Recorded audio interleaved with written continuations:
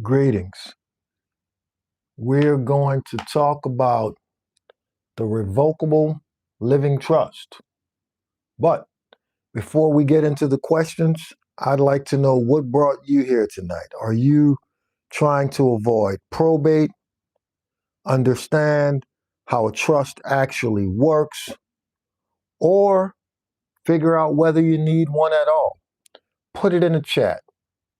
Put it in the chat before we get into the questions. Tonight we're going to do a Q&A. I'm not just going to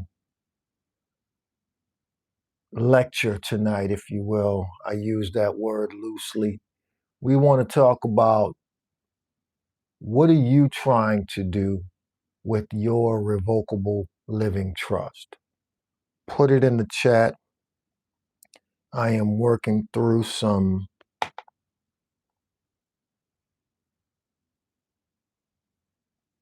technical issues. Let's see. All of the above. All of the above. That's a great place. That helps me out a lot. So, avoiding probate. Do we know what? Let's talk about what the difference is between, since the answer is all of the above, and the first thing I mentioned was avoiding probate or understanding how the trust actually works. Let's see, can I get my chat here on my, oh yeah, here we go. Oh yeah. Beautiful. Beautiful.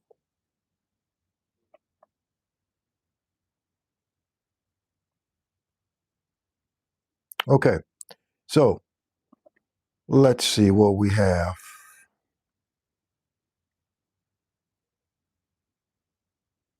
Okay, I don't have your reply in the chat yet, but let's talk about the difference between the will and the trust. A will provides for the orderly disposition of assets when a person passes away. Many years ago, when I first started to practice law, there was a big deal about people just being knowledgeable enough to understand the importance of making sure that they, at a minimum, had a will. Many people, I've experienced many families who had someone pass in the family owning property, did not have a will. In those instances, the default rules of the state in which the person either passed away or the state in which the person owned property, particularly real estate, those rules were going to or are going to determine how those properties are disposed of. Succession, okay? Family, kinship. That's how those things are decided. Now, the problem with the will is that it determines or takes effect upon the death of the person leaving the property behind. Even if there is a will, nothing happens, nothing takes effect until that person passes away. And even then, a court has to decide, that's the probate proceeding, has to decide how that property is going to be disposed. It freezes everything until there are proceedings to determine where the authority lies for the disposition of the property. Now, the probate proceeding is public. There's no secrecy.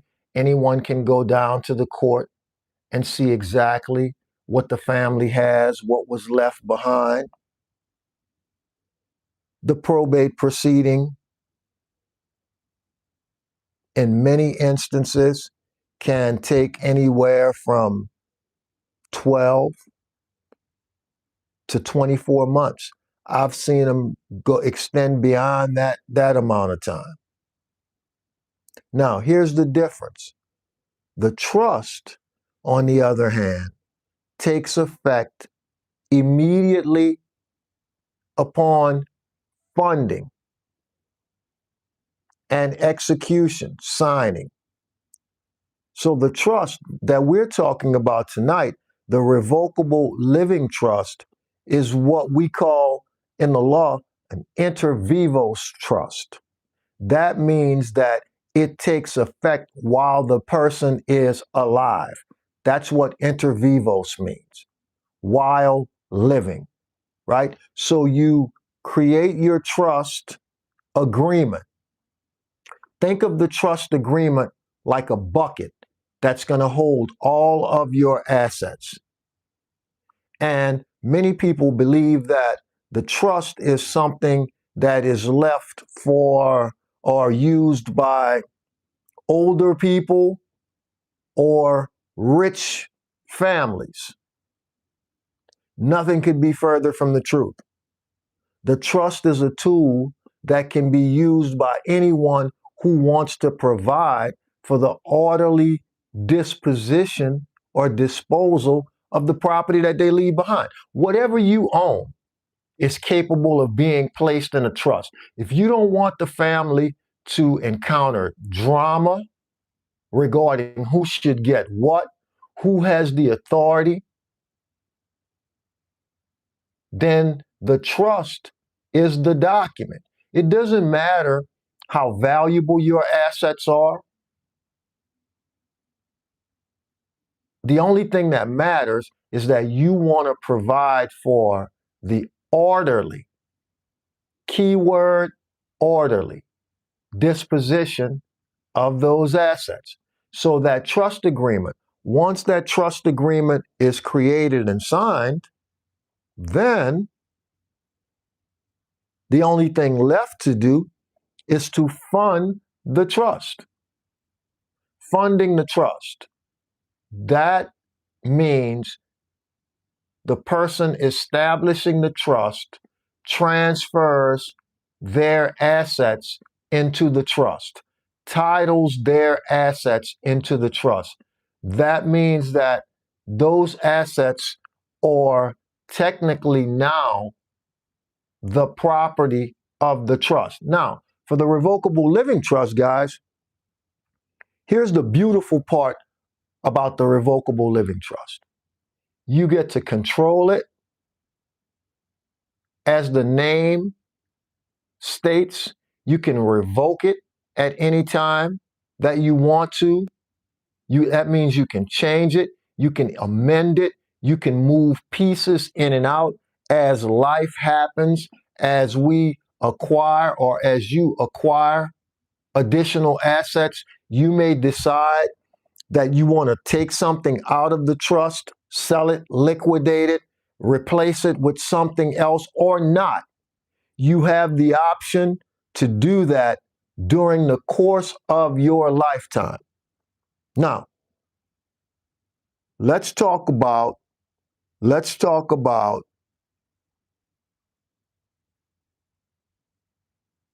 the operations. Let's talk about the parties involved in the revocable trust. The first person or first party of the revocable trust is known as the grantor. The grantor. The grantor is the person who sets up the trust. That's the person who establishes the trust and places his or her assets inside of the trust. That's the grantor. The next party in the revocable living trust is going to be the trustee. Now, here's another primary benefit of the revocable living trust. That is that the grantor, the person establishing the trust and placing the assets in the trust, can also act as the trustee of the trust.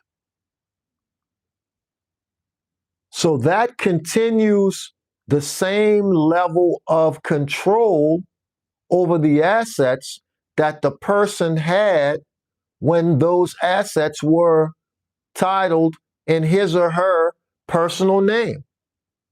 Again, that's a great benefit of the Revocable Living Trust. We are able to maintain control of those assets.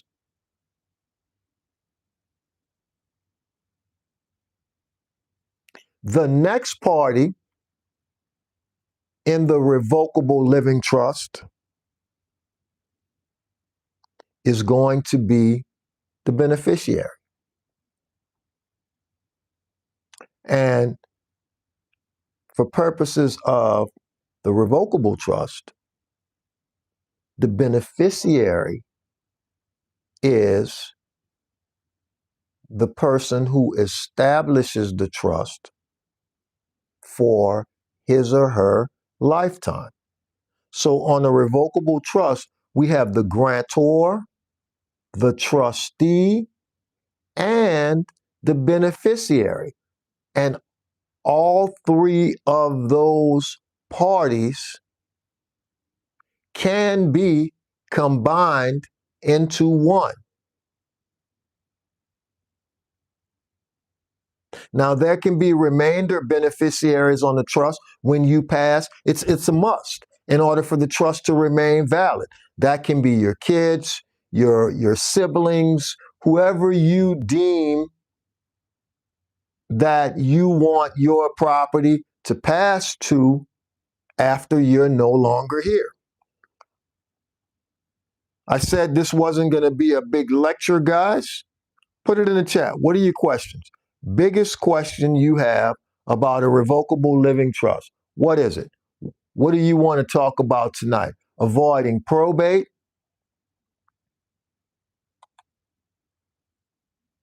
how the trust is funded. We can talk about that as well. Very important, because many people make the mistake of creating a trust document, a trust agreement, and never funding the trust. We don't have to call out all the names of probably very famous people who this has happened to, and it showed up in the news. Funding the trust means transferring assets into that bucket. Remember, I said the trust agreement, think of it like it's a bucket that holds your trust assets. That's the agreement. But until those assets are actually placed inside that bucket, the trust is not funded. And how do we place those assets inside the bucket? We retitle those assets.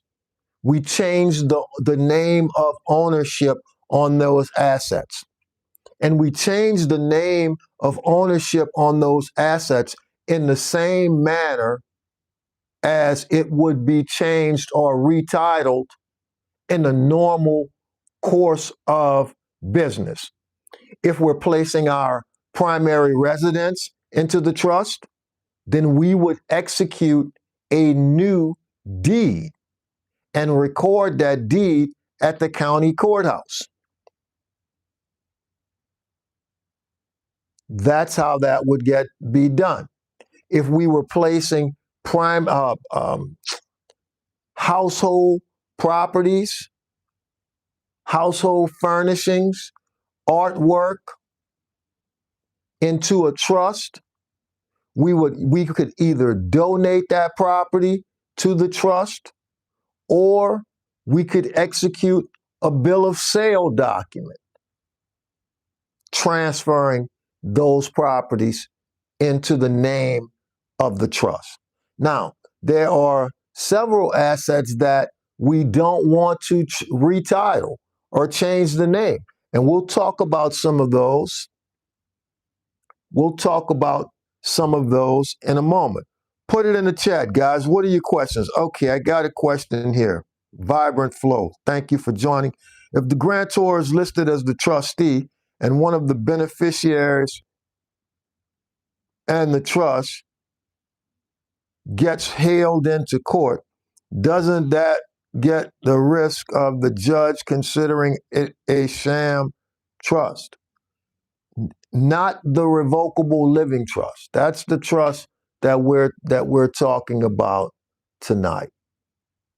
In the Revocable Living Trust, the grantor, trustee, and beneficiary is customarily the same person.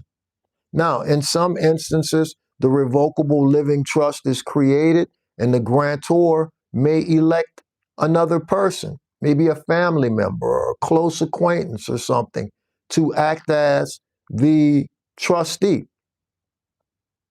But the most common setup for the Revocable Living Trust is for all of those positions to be held by the same person. Now, if we're talking about getting hauled into court, great question, and it's a perfect segue into another point about the Revocable Living Trust. And there's a lot of misunderstanding and possibly misinformation about any protections that the Revocable Living Trust provides. And let me say, the Revocable Living Trust provides no protection. None. There is no asset protection in the Revocable Living Trust. The sole purpose of that trust is probate avoidance. It's primary. That's what it does. Now, there are other instances. If you're a business owner, then coupling that trust with business entities like holding companies and operating LLCs does provide some level of asset protection based upon where the assets are placed inside that structure. But the Revocable Living Trust by itself provides no asset protection. And one of the reasons is because the court says that the Revocable Living Trust, even though the grantor retitles the property in the name of the trust, the grantor still exercises total control over those assets.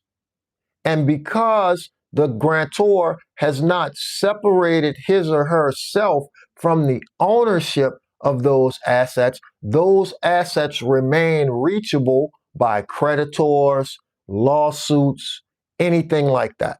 So, great question.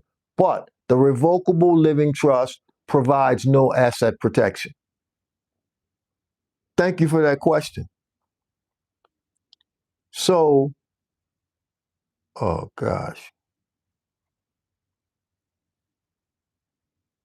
I just did something really, really goofy, guys. All right, here we are. We're back.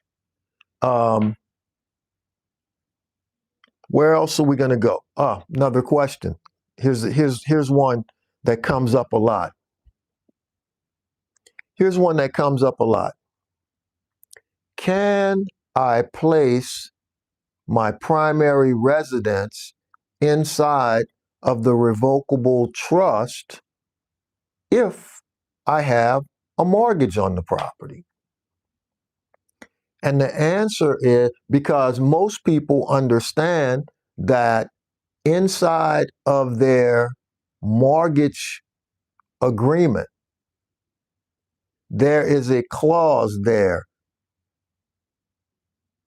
primarily known as or referred to as the due on sale clause. inside the mortgage agreement, there's a Latin phrase associated with it called pact de alienado, something along those lines, meaning that you made a contract with the mortgage company, the lender, not to alienate, sell the property, transfer the property out of your name. That's a pact, an agreement that you made with the mortgage company. And so it's typically referred to in layman's terms as the due on sale clause. So many people are aware of the availability of the Revocable Living Trust, but they have apprehensions or anxiety about executing the trust and placing their primary residence into that trust because of that due on sale clause. Now, here's the thing. Federal law and pretty much all states agree that you can place your primary residence inside of the revocable trust or a trust in general for estate planning purposes. And for those of you guys who like to look things up, that's called the Garn-St Germain Act. That's the federal law that provides that you are entitled to transfer your primary residence into a trust for estate planning purposes. And you don't have to ask for permission of the mortgage company. You can transfer the property into the trust for estate planning purposes. Now, remember that pact de alienado, right? That you are not transferring that property to a third party.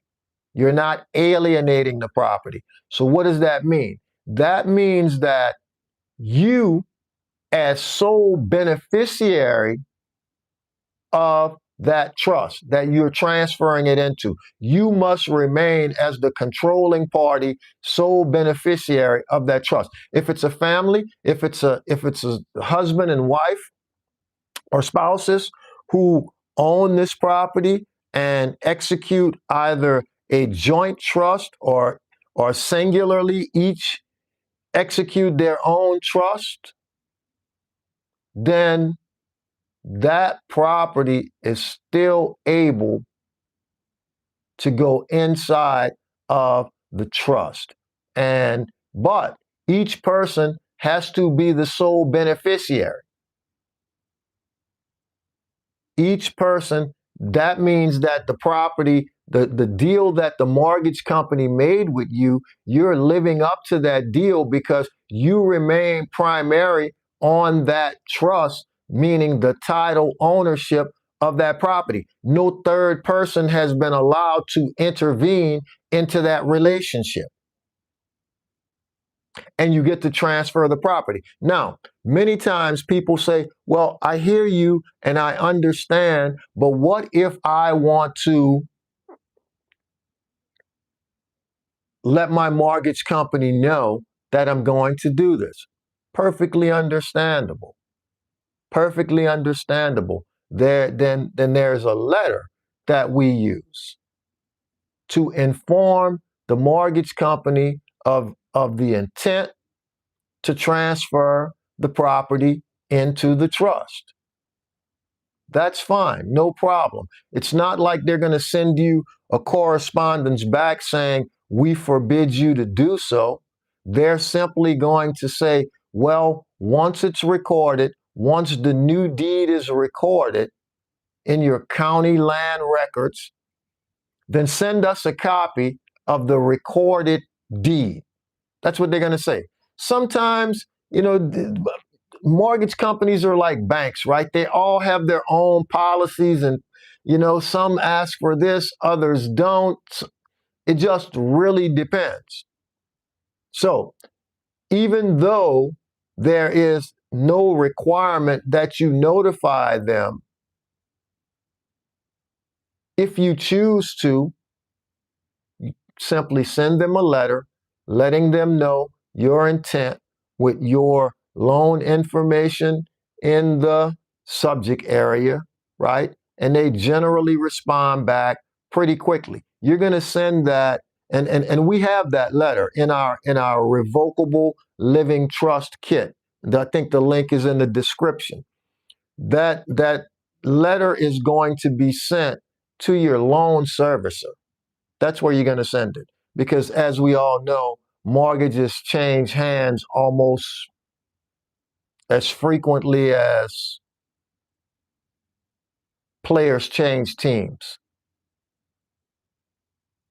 So you're going to send that letter to the loan servicing. But yeah, so that's the answer to that question. Very frequently asked question.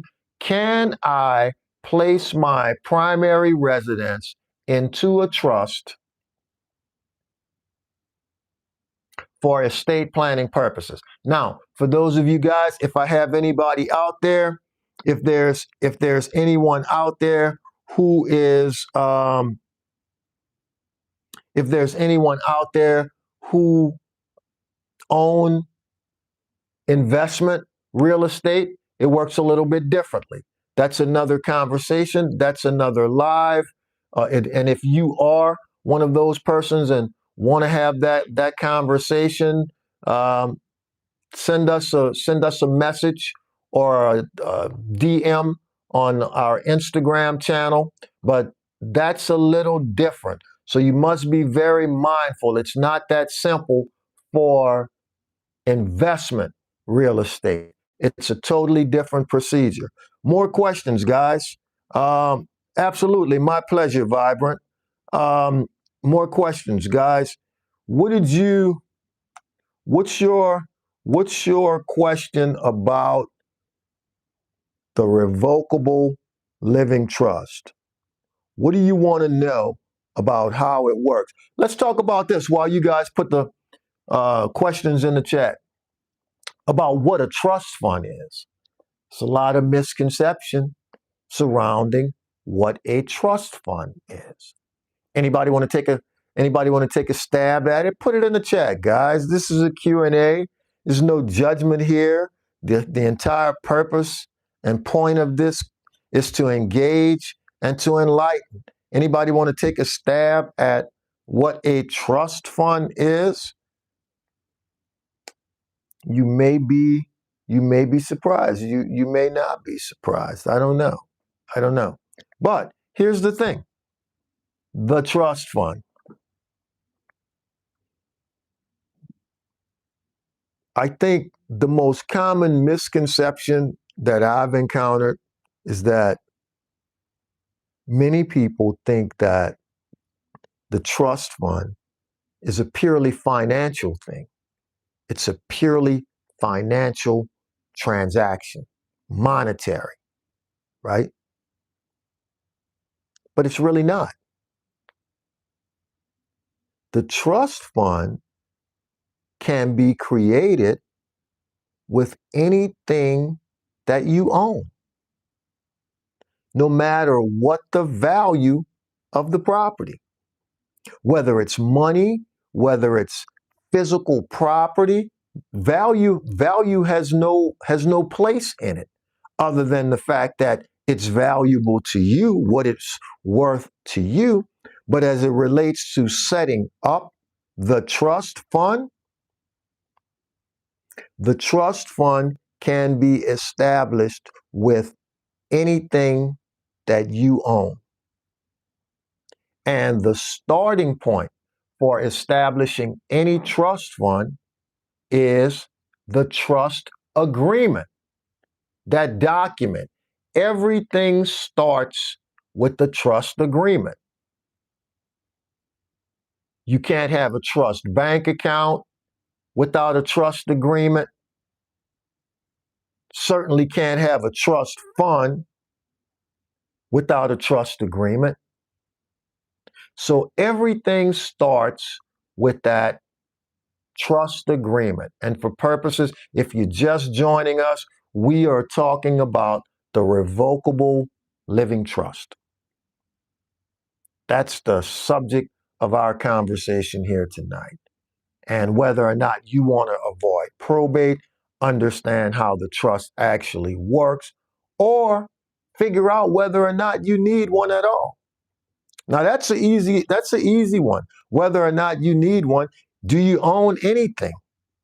Anything. Everyone owns something. So the trust fund, no relation to the value of the asset at all. All it requires is that you simply own something that you want to provide for the orderly transfer of that property or management of that property if you become incapacitated or die. Let me step back before I finish with the trust fund, guys. The Revocable Living Trust operates under two scenarios. Yes, the primary purpose is to avoid probate, but the trust can actually be activated upon incapacity.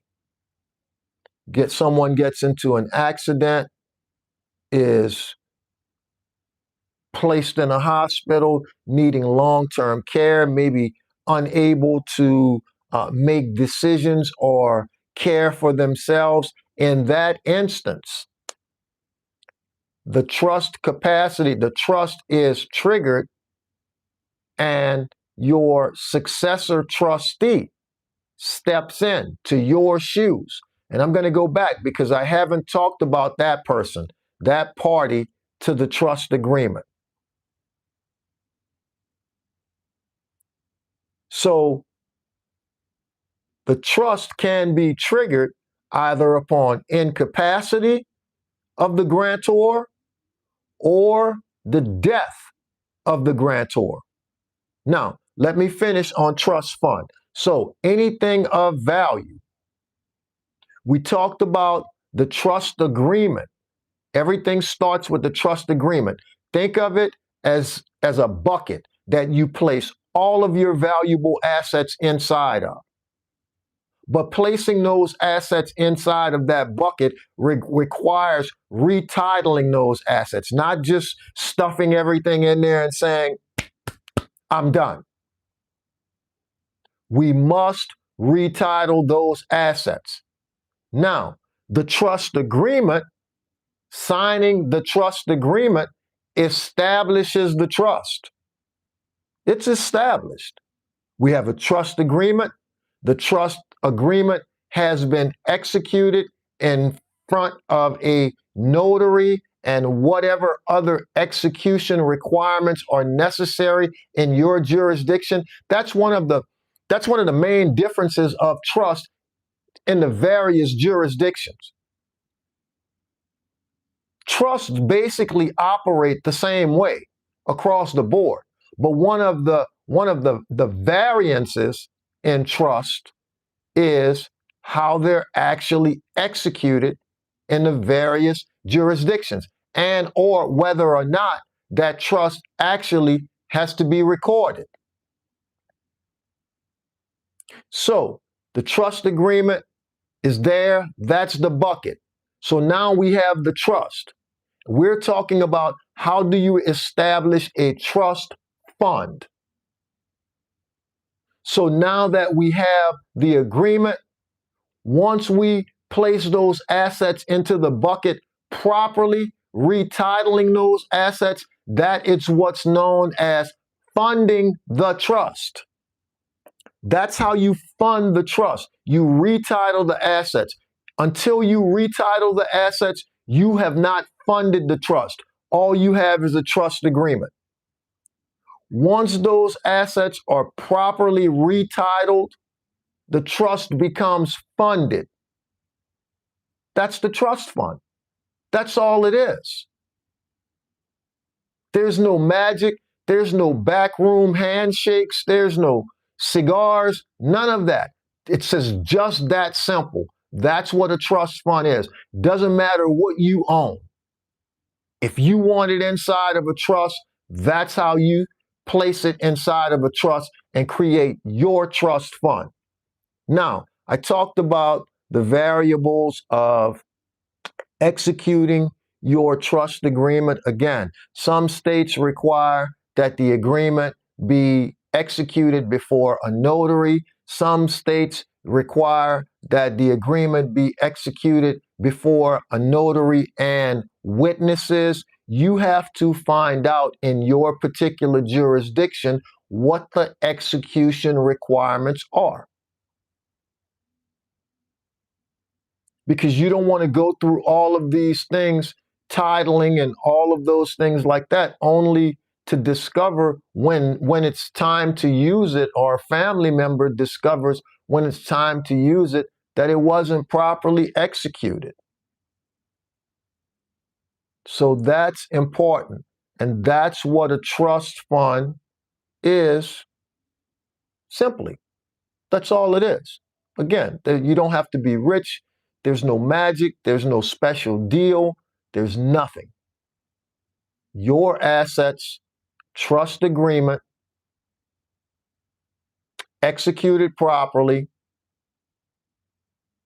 retitling those assets into the name of the trust, and the trust fund is established. Again, in that trust agreement, we have that trust agreement in our Revocable Living Trust Kit. That description, that link to that resource is in the description.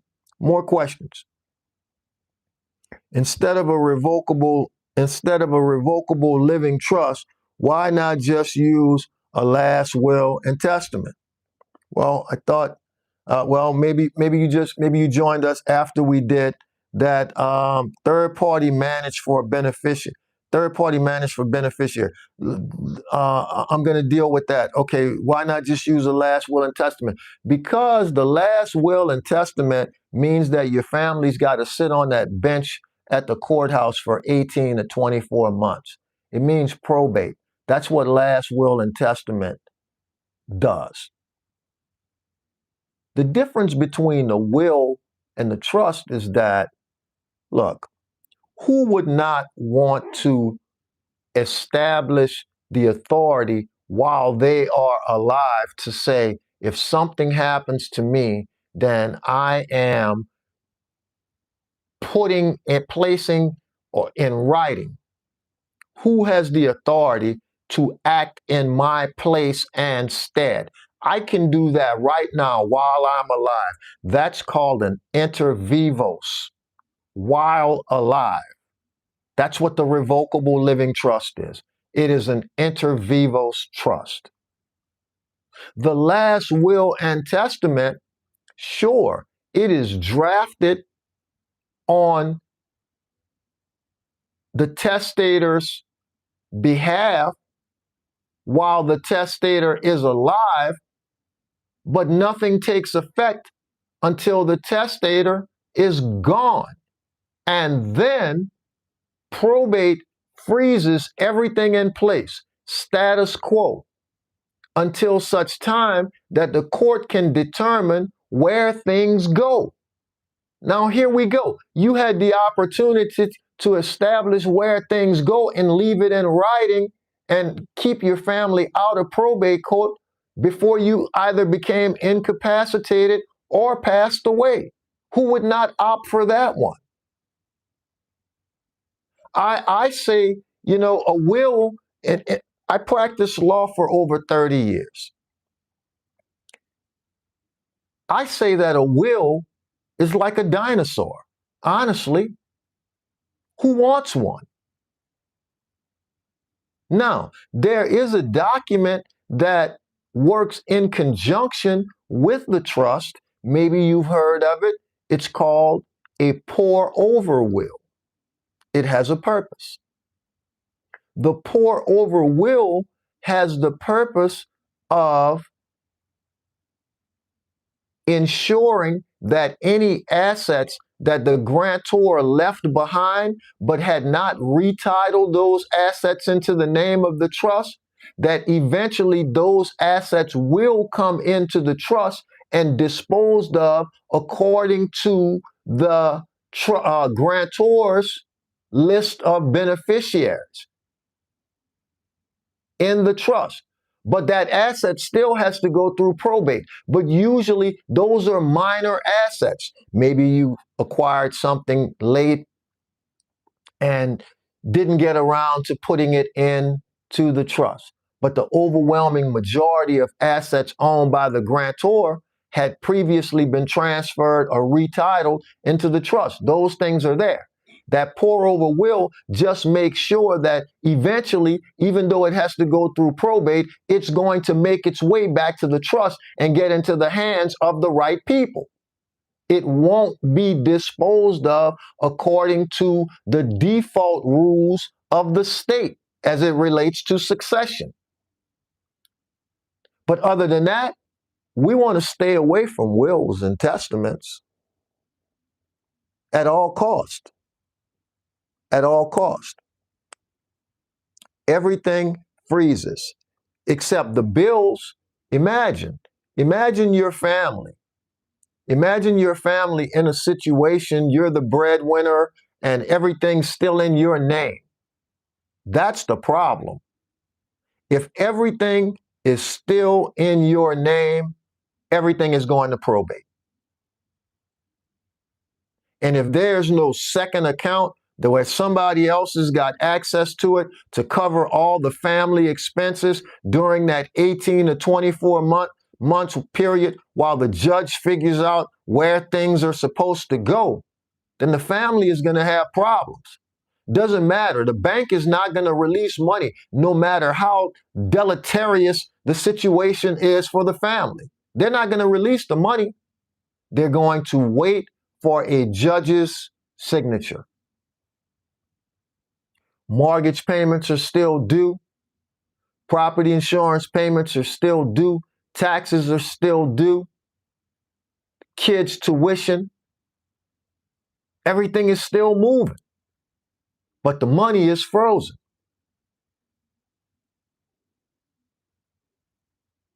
Okay.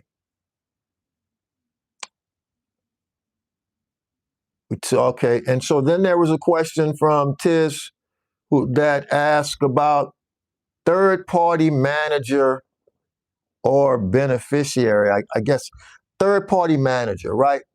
You don't, again, the benefit of the Revocable Living Trust is that the grantor can act as his or her own trustee. I suspect that that's what you mean by manage, right? The grantor can act as his or her own trustee. If you're just joining us, we're talking about avoiding probate. And I did list the parties involved in with the Revocable Living Trust. The grantor, that's the person establishing the trust and placing their assets inside of the bucket, retitling those assets into the bucket, actually funding the trust, which can be changed, amended, revoked anytime you want during the course of the grantor's lifetime. Then there's the trustee. The trustee is the person who's charged with the responsibility of managing the assets of the trust. In many instances, when we're talking about the Revocable Living Trust, those two parties, the grantor and the trustee, are one and the same. For the life of the grantor can and should be the beneficiary of the trust. Primary. There will be remainder beneficiaries after the passing of the grantor. If the trust is to remain valid, there must be remainder beneficiaries, your kids, your nephew, whoever.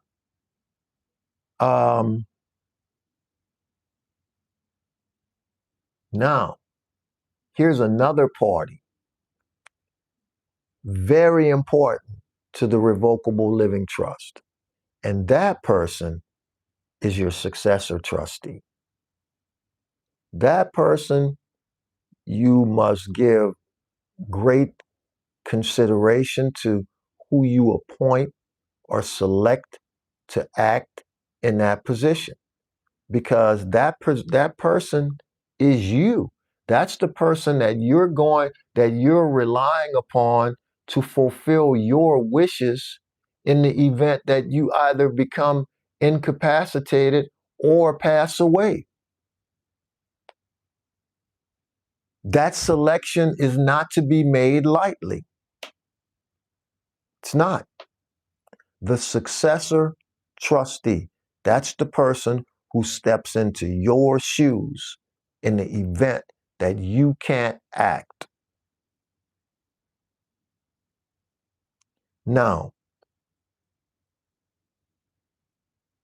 it can be more than one person. Many instances, there are co-successor trustees.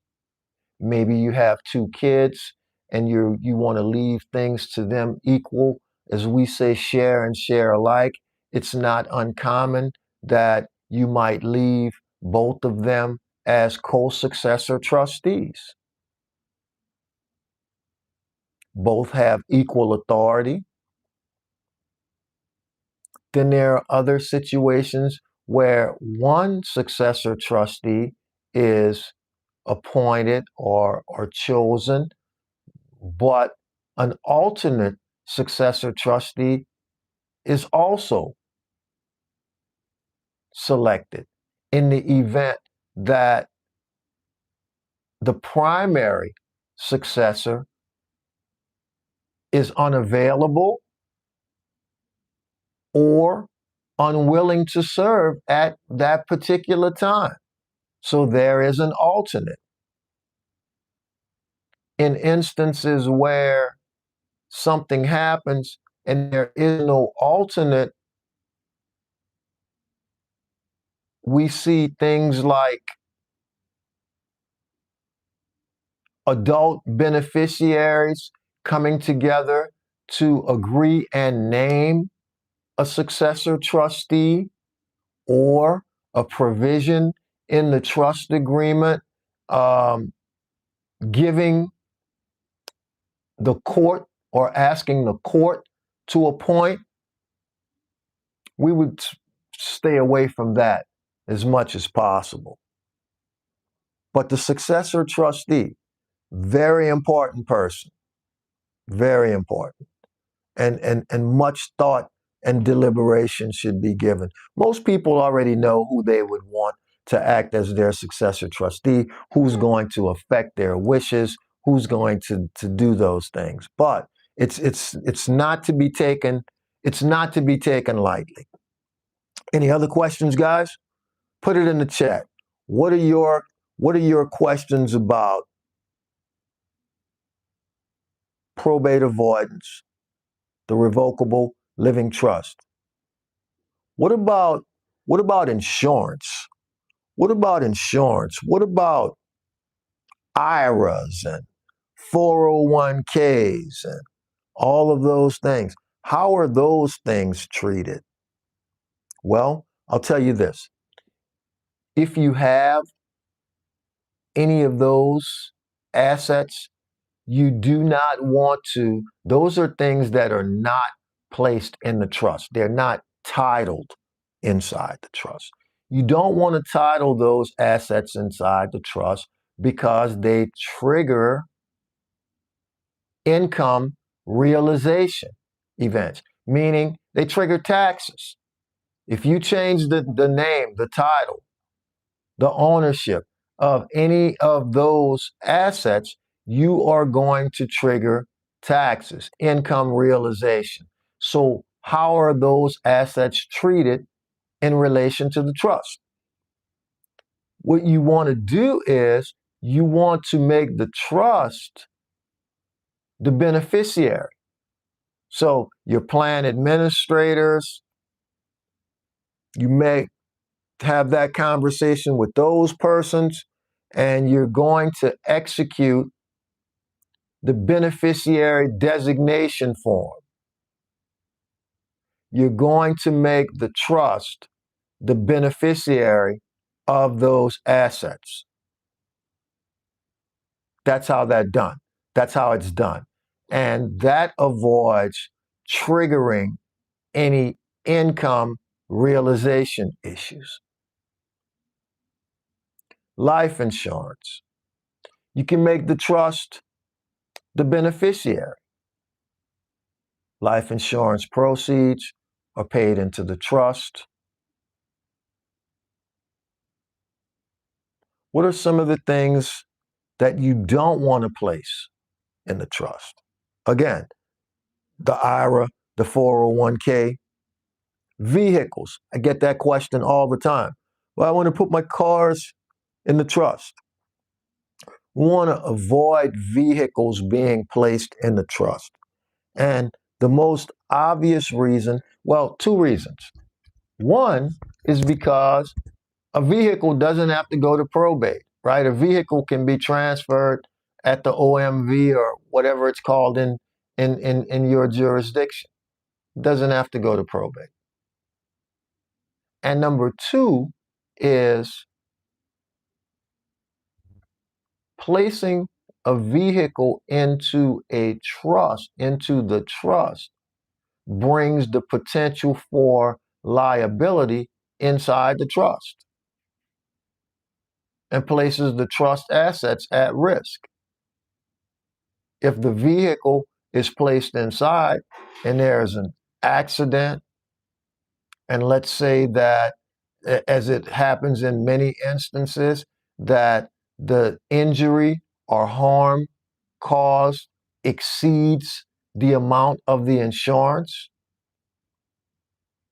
the insurance company tenders the policy limits, but there's an excess amount over and above the policy amount in damages or harm.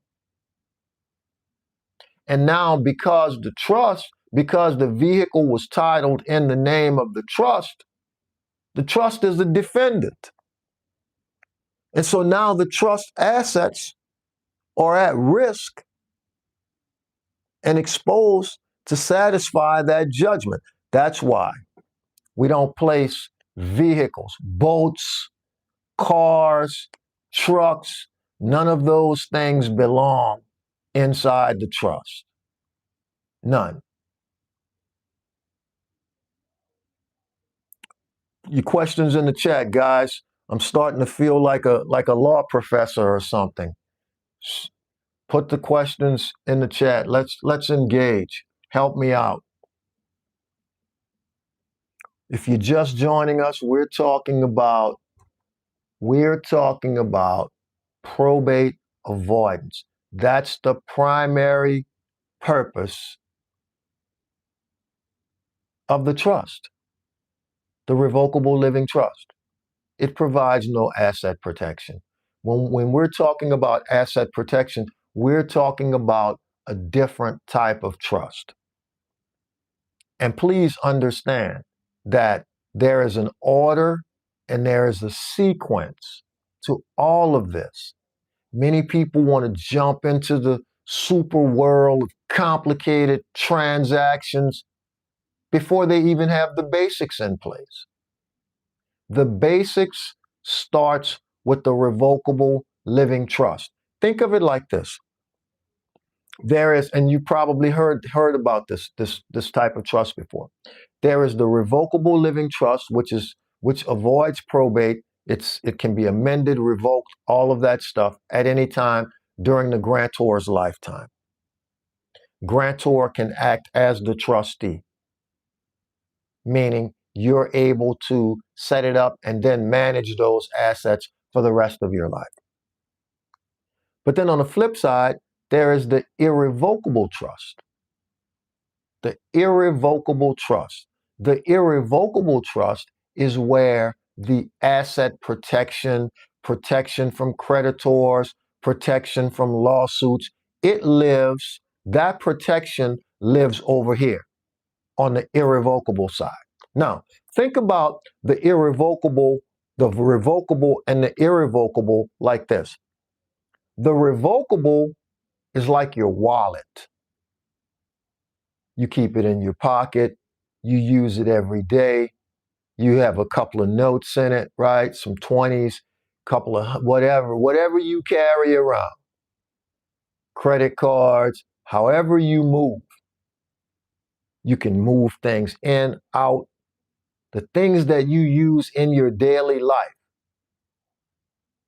your home, your bank account, all of those things we keep in the revocable side, in our wallet, because again, everything in the wallet is interchangeable and we can still control it. Now, the irrevocable, on the other hand, is like your vault. The things that you want to place away for safekeeping and that you don't need to touch and use on a daily basis. Maybe you have some rental properties inside of an LLC. Maybe you place that LLC over in the irrevocable side. But remember this, very, very important. Once you transfer assets into the irrevocable, you can't take it back. And secondly, you can't act as the trustee on the irrevocable trust, because the asset protection, in order to secure the asset protection, and I'm not going to go deep on this because the conversation is revocable, but in order to secure the asset protection, protection from creditors, potential tax advantages, protection from lawsuits and all of that, you have to divest yourself of the ownership. Therefore, you transfer the property into the trust and it becomes the property belonging to the trustee of the trust, right? You can benefit from it, but you can't direct distributions. You can't direct the investments. You sacrifice that part in order to gain the protection. That's the vault aspect of it. Now, talking about order and sequence, generally, the revocable trust funds the irrevocable trust. Here's what that means. Everything's placed in the revocable trust. And then once the revocable trust has been fully funded with everything, we begin to move assets out of the revocable trust and fund the irrevocable trust with those assets. That's how the two work together. But there's an order to it. And the order is that the revocable living trust comes first. For many people, that's the only trust that they have. But as we move and live life and acquire things, and then sometimes it becomes necessary. And there is no one trust. I get this question all the time. Why does nobody ever tell us which trust we need to use? Because there is no one trust.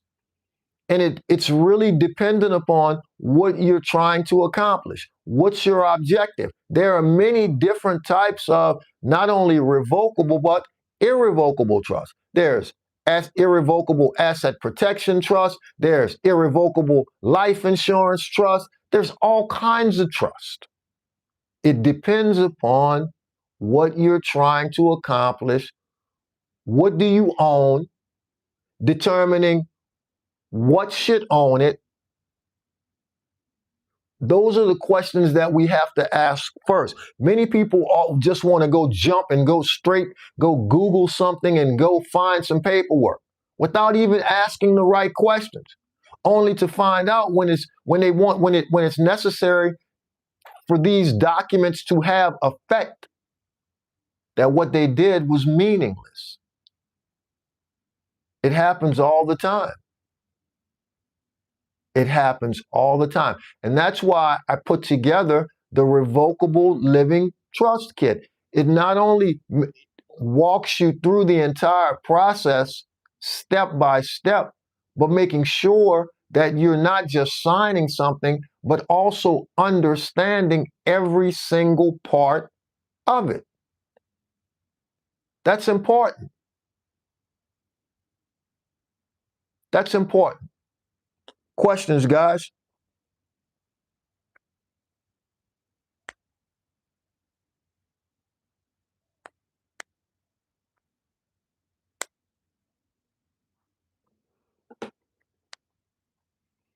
What's the biggest thing you're trying to accomplish with your revocable living trust? Put it in the chat.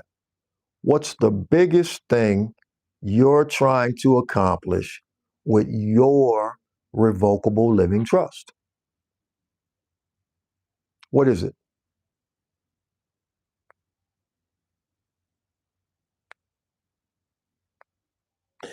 Here's another benefit of the revocable living trust, guys. Privacy.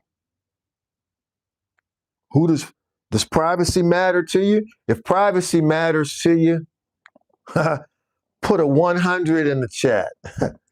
Does privacy matter? I I used to call them the looky-loos, right? The looky-loos, they go down to the courthouse just because they want to know what's in the estate. Maybe your neighbors, people that, well, not you guys, but I've seen it. People who live in the neighborhood, someone passed away in the neighborhood. After a while, they make a pass down at the courthouse because everything is public record.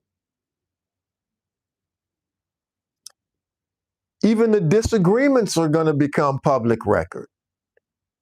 Everything's public record. Maybe you've experienced someone passing, or maybe you have an acquaintance who's experienced someone passing, and you start getting all these letters in the mail. Real estate agents, all kinds of people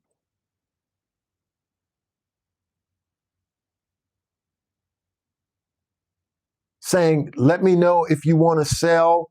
Let me know if you want to do this. Well, where do you think that information comes from? It came from the courthouse, because there are those who scour around at the courthouse looking for information, looking for opportunity. So, if privacy matters, you need a trust. You want a trust. So we've been talking about a lot of stuff about what should and shouldn't go into the trust, whether or not you can place your home, which still has a mortgage or outstanding balance on a loan, whether or not that can be safely transferred into the trust.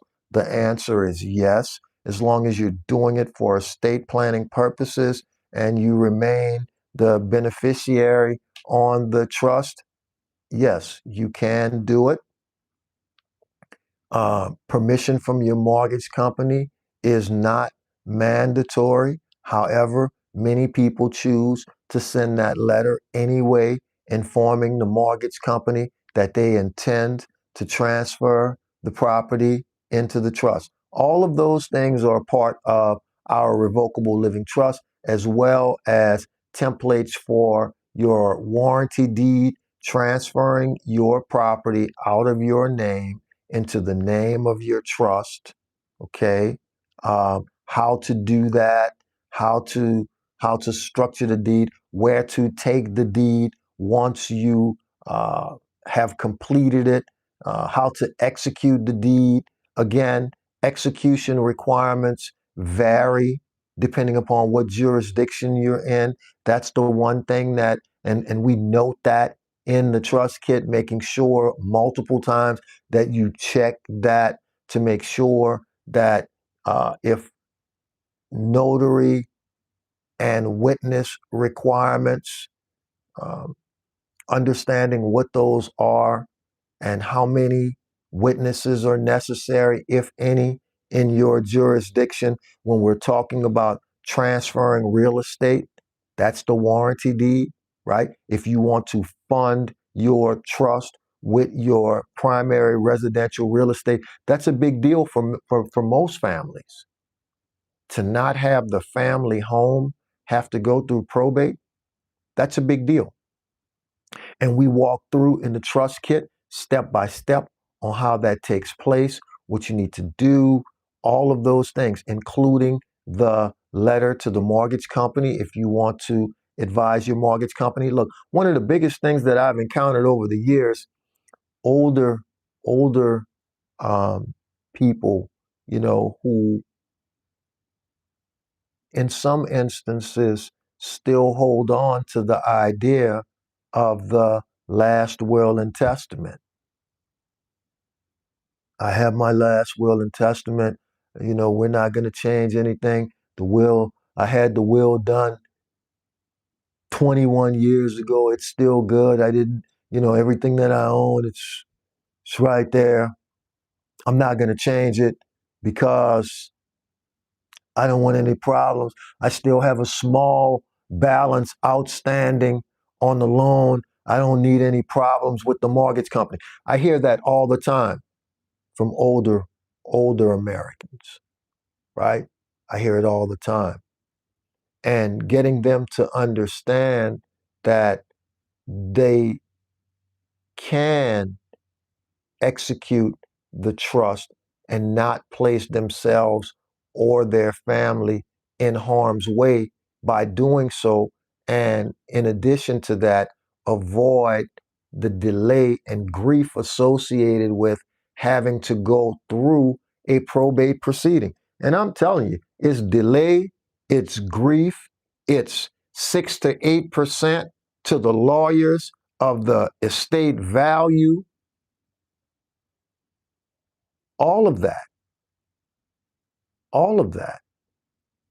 So all of those things can be avoided. But that's a conversation that if you have older parents, and they're clinging on to the idea of already having that last will and testament, that's a conversation that you can have with them and get them to understand, basically showing that there is an alternative, right? And what the consequences are of not exercising or utilizing that alternative. It's important. It really is. It's important. I've witnessed during the course of my career, I've witnessed so many families actually losing the legacy, particularly where the legacy was really the family home. But during the course of probate, things get behind. If there's conflict in the family about who should be doing this or who should be exercising control over this, many times during the course of that delay in the proceeding, things just fall apart. Things fall apart. And what ends up happening? The family home is lost. It's happened in many, many instances. And so this is one of the ways that families can help to avoid that type of situation. Questions, guys, put them in the chat. What are your questions regarding revocable?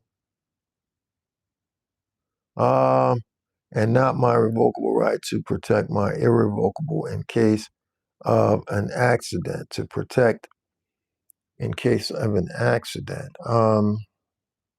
Well, irrevocable protects against um, lawsuits and that kind of stuff like that.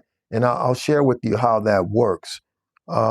If the property is not in your name, the way our legal system works is that the party who caused the harm has to pay for the harm or the injury, right?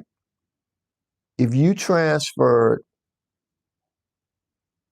your investment real estate into the irrevocable trust, then those items, if a judgment is rendered against you in the event that you cause harm, get into an accident, cause harm to someone, those assets are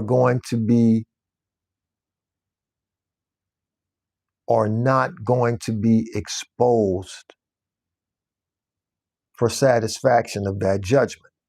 Now, you caused the harm. The reason that the assets are not going to be exposed is because, remember, on an irrevocable trust, you no longer own them. So the court cannot take something that you don't own in order to satisfy or fix a problem caused by you. That's why the irrevocable provides the asset protection, because we have to sacrifice ownership. You have to divest yourself, give up the ownership. That's how you get the protection. That's the trade-off.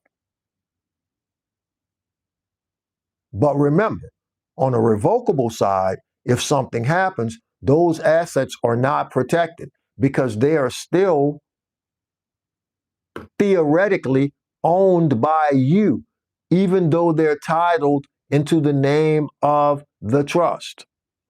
They're still theoretically owned by you because you maintain the control over those properties for the duration of your life. And so in that particular instance, control and ownership is one and the same on the irrevocable trust. There's not going to be any separation there. Does that make sense to you guys? If that makes sense, let me know in the chat. I want to make sure you're following me. If that makes sense, put it in the chat. All right. You're welcome, Jordan.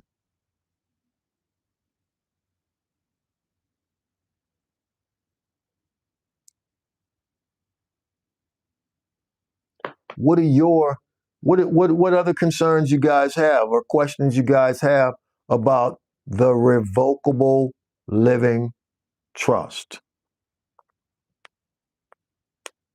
Do you know, have you shopped around for the Revocable Living Trust? Can cost anywhere from, depending upon the attorney, $2,000, $5,000 for the Revocable Living Trust.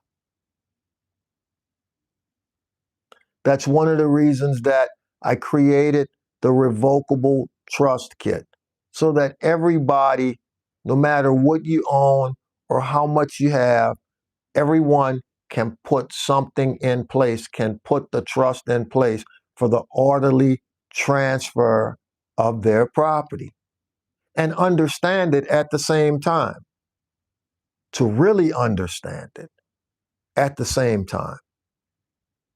And many have used it. Again, the link is in the description. Many have used it and went right through and created their trust. Sent back the prayer hands. Thank you. Absolutely. That's the point. That's the point. To make it available for as many people as possible. And it's understandable.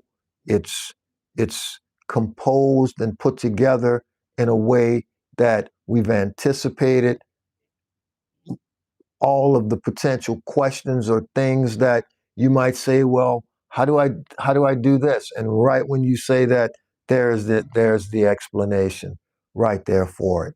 So again, guys, that is there. It's available, and it's the first step. Don't get caught up, please, if I may. Don't get caught up in thinking things that things need to be complicated off top, because they don't have to be, right? Order first. Things build. There is a reason. There's a sequence to all of this. I see this all the time as well. People just going around and grabbing, some understanding from here and getting a document here and something there, and just basically collecting pieces. And once they've collected all the pieces, they're convinced that they have what they need. but the structure is all wrong because the pieces were not acquired in any kind of order, nor was there any kind of explanation or understanding on how to go about creating the order or moving through the process. That's important. I know that we like to think that, oh man, we live in a time and in a place and in a space where you can get information on everything. I used to Google everything. Now I'm AIing everything. Do your thing. But understand that when we're talking about these kind of things, number one, order precedes movement. So what does that mean? You need to answer questions, know what you're trying to accomplish, know what you're going to protect, know where it's supposed to go, know what's supposed to own it, who's going to control it. Those questions have to be asked before you even get started. Google's not going to tell you that because you didn't go there with nuance. That's where real guidance and experience comes in. Now, maybe one day the robot will be able to tell you that, but today, no, not. It's not today. And so those things are important because you want these things to work for your family when they need it. You want them to work.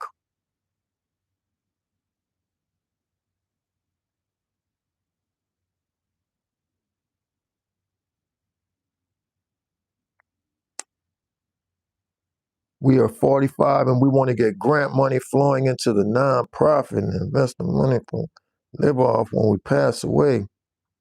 I don't, I want to start a non-20 sentence.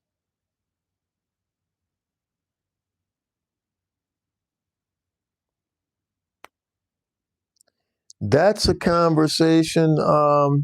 That's a conversation for our business structure lives. That's a conversation for our business structures. But if you want to talk about something like that and you want some guidance on that, you can reach out. We're at Free Law School, one word, Free Law School, on all platforms. Send us a DM. The DM's not available here, but send us a DM.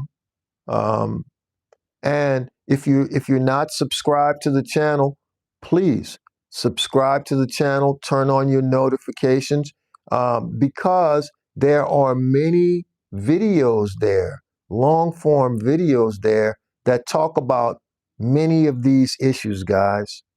So if you want to refer back, if you want to share them with family members, maybe folks who are still, talking about last will and testaments, if you want to sit down and watch something with them and have that conversation, if that makes it an easier conversation to have, I invite you to look at some of those videos for reference on the channel. Those resources are there. That's the purpose for those. That's the purpose for those resources. We have those 30-second, 60-second reels, but we also have many long form videos where I go into these issues in detail, right? Talking about them. And this is not the channel where we hold back information so you can for later. No, we talk about all of it, just like we did here tonight about how to actually put together the trust, what goes in it, and all of those things like that, and where you can find those resources. Again, the Revocable Living Trust Kit is in the description, but that's the aim, to give you everything. And for many people, that not only creates awareness, but for many, it gives them what they need to get out and actually put the thing together on their own behalf. And so that's a great thing. That's the intent. We encourage that. We're not bothered by that. But for those who want the structured guidance, we provide that in our in many of our resources that we have in the link. So guys, I really appreciate you. If there are no more questions, yeah, absolutely.